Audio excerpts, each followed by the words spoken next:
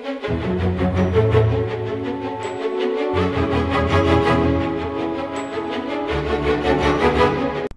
Viewer, স্বাগতম আজকের Microsoft ওয়ার্ডের টেবিল প্রোগ্রামে।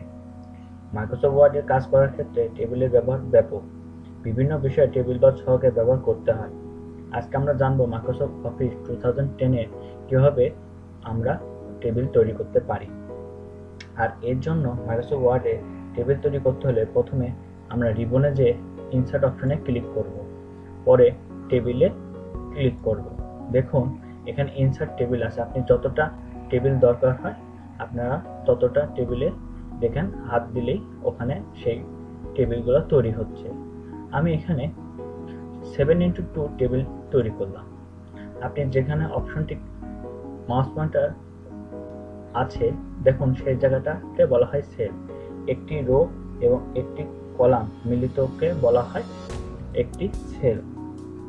এখন আপনারা যদি আবার এই ডান দিকে যেতে চান তাহলে বুঝতে হবে এটা হলো রো, আর নিচের দিকে এরকম দৈর্ঘ্য বরাবর যা আছে সেটাই হচ্ছে সারি বা কলাম। আমরা এটা যেভাবে আমরা তৈরি করছি এটা আমরা সাধারণত আরো বিভিন্নভাবে তৈরি করতে পারি।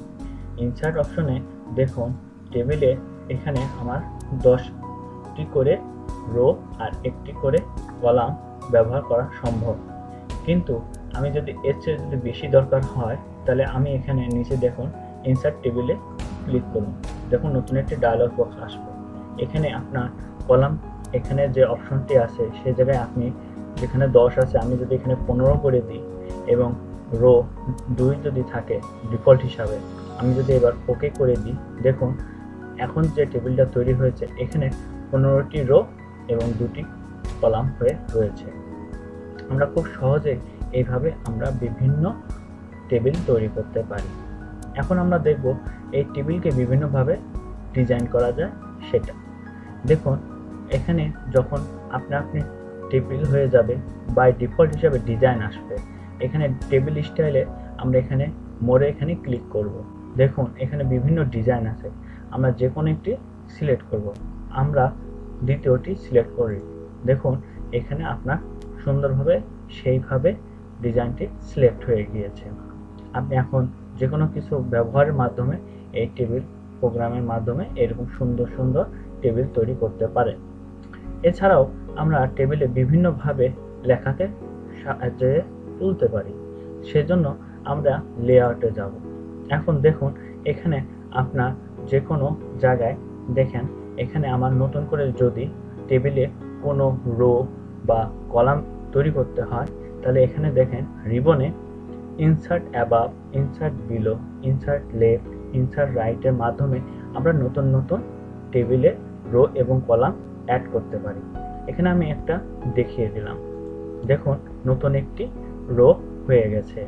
আবার যদি আমি একটি নতুন রো নিচের দিকে করতে চাই ইনসার্ট বিলোতে ক্লিক করুন, দেখুন নিচে আরেকটি রো তৈরি হয়ে গেছে। এইভাবে যদি আপনি কোনো কলাম তৈরি করতে চান তাহলে ইনসার্ট লেফট, দেখুন নতুন একটি কলাম তৈরি হয়ে গেছে। এইভাবে আমরা রো কলাম তৈরি করতে পারি। এখন দেখুন এখানে আমি লেখাকে কিভাবে সুন্দরভাবে সজ্জিত করতে পারি। যেমন মনে করেন এখানে আমি লিখলাম ফ্লাওয়ার। দেখুন এখানে এটি লেফট অ্যালাইনমেন্ট আছে। এটা যদি আমি সেন্টারে করতে চাই দেখেন এখানে দেখাচ্ছে অ্যালাইনমেন্ট টপ সেন্টার। এখানে দেখেন ক্লিক করুন, দেখুন এটি অ্যালাইনমেন্টটা সেন্টারে হয়ে গেছে। আবার যদি লেখাটিকে আমি টপ রাইটে রাখতে চাই দেখুন এটা টপ রাইটে হয়ে গেছে।